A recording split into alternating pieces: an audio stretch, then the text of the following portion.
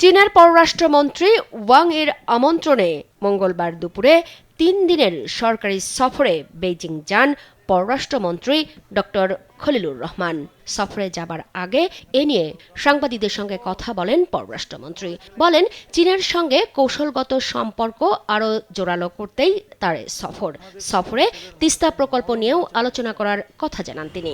তারা ডাক দিয়েছে জাগো বাহে, সেই ডাকে যদি আমরা সাড়া না দিই তাহলে পরে আমরা আছি কেন?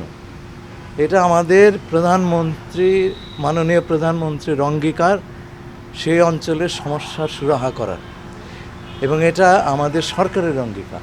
এই অঙ্গীকার আমরা পূরণ করব এবং চীন সফরে এই বিষয়টা আমরা নিশ্চয়ই আলোচনা করব। তার সফরের পরই প্রধানমন্ত্রী চীন যাচ্ছেন কিনা বা সরকার প্রধান ভারত যাবেন কিনা জানতে চাইলে পররাষ্ট্রমন্ত্রী বলেন, সরকার বন্ধু রাষ্ট্রগুলোর সঙ্গে সম্পর্ক চায়।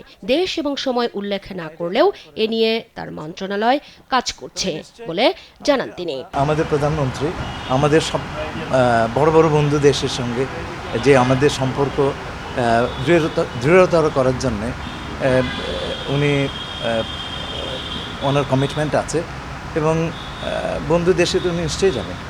তাহলে কোনটা সেটা এখন আমরা জানি না। We are still working on it. আমাদের কনভিনিয়েন্স না, তো যে দেশে যাবেন তাদের কনভিনিয়েন্সটা দেখতে হবে, তাদের প্রধানমন্ত্রীরা সেই সময় থাকবেন কিনা ইত্যাদি অনেক কিছু বিচার্য বিষয় আছে।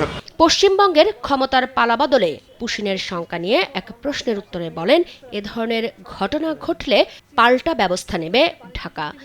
আসামের মুখ্যমন্ত্রী কথাটি বলেছিলেন, আমরা সেটার কড়া প্রতিবাদ দিয়েছি। সেই বিষয়ে আমাদের যা যা ব্যবস্থা আমরা নেব। তিস্তার পানি বন্টনের সুরাহার বিষয়ে মন্ত্রী বলেন, তিস্তা পারের জনগণের কথা বিবেচনায় নিয়েই সরকার কাজ করছে। তাদের মাইন্ড রিড করার কাজ আমার না। তো তারা প্রত্যাশা থাকবে যাতে করে এই চুক্তিটা যেটা হয়েছিল তখন সেটা আমরা বর্তমান পরিস্থিতিতে সেটা আমরা কনসিডার করতে পারি কিনা, কিন্তু সেজন্য তো বসে থাকা চলবে না। যুক্তরাষ্ট্রের সঙ্গে বাণিজ্য চুক্তির বিষয়ে পররাষ্ট্রমন্ত্রী বলেন, শুধু বাংলাদেশই নয়, যুক্তরাষ্ট্র বিশ্বের অনেক দেশের সঙ্গেই এই চুক্তি করেছে। বাংলাদেশের চুক্তিটি যখন পাঠ করবেন তখন ইন্দোনেশিয়া, ভিয়েতনাম, কম্বোডিয়া, অন্যান্য যারা চুক্তি করেছে তাদেরটা পাশে নিয়ে পাঠ করলে পরে আপনি জিনিসটা ভালো করে বুঝবেন। এর আগে সকালে পররাষ্ট্রমন্ত্রী বাংলাদেশ ও যুক্তরাষ্ট্রের মধ্যে বাণিজ্য ও বিনিয়োগ সম্পর্ক জোরদারে ঢাকা সফররত যুক্তরাষ্ট্রের দক্ষিণ ও মধ্য এশিয়া বিষয়ক সহকারী বাণিজ্য প্রতিনিধি ব্রেন্ডান লিঞ্চের নেতৃত্বে একটি প্রতিনিধি দলের সঙ্গে বৈঠক করেন। মুক্তা মাহমুদ, দেশ টিভি, ঢাকা।